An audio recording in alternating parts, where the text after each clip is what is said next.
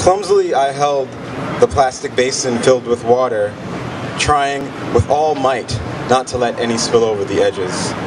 A few blue nuggets from the bottom bounced about in a freshwater dance. The heavy green murk had become a timid brown outside the aquarium, and the goldfish seemed relieved, as if some sin had been lifted from their chests, if they had chests. And I was so filled with pride that I'd forgotten the plastic basin, which less than an inch away from my stomach was soaking the entire living room floor and leaking through my mother's oriental rug, through the hardwood floors, to the downstairs apartment. My mother was so upset.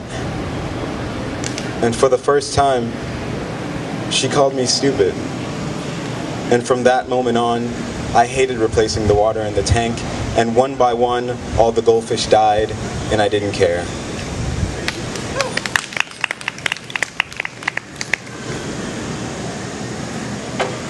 And this next poem is newer, so I'm going to read it off of my phone, because that's how we do it when it's new.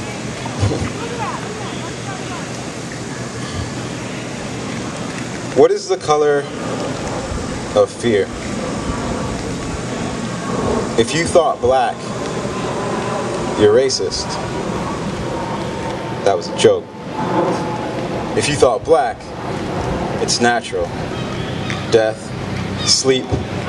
These are old associations. There's truth in them.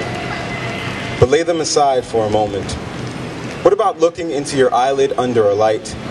The blood glow of temporary blindness, and time, too?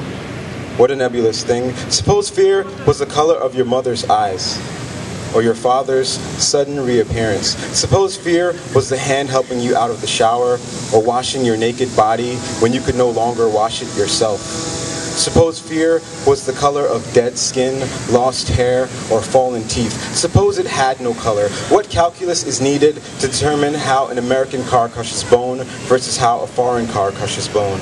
Suppose fear was hospital blue, and you noticed it only when looking up. Suppose fear was the color of the surface of the moon, and only a privileged few could describe it exactly. How would you know to raise fists or run? Or cry when everyone you know has died? What is the color of genocide? And is it different depending on who is being killed?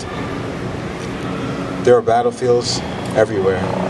Every acre of land you ever set foot on has swallowed the dust of a lifeless body. How morbid the thought that your backyard, the place you first learned to kiss, was once a graveyard. Suppose fear was the whitest light. Suppose you had no idea what to make of it, and instead of cowering, you sang.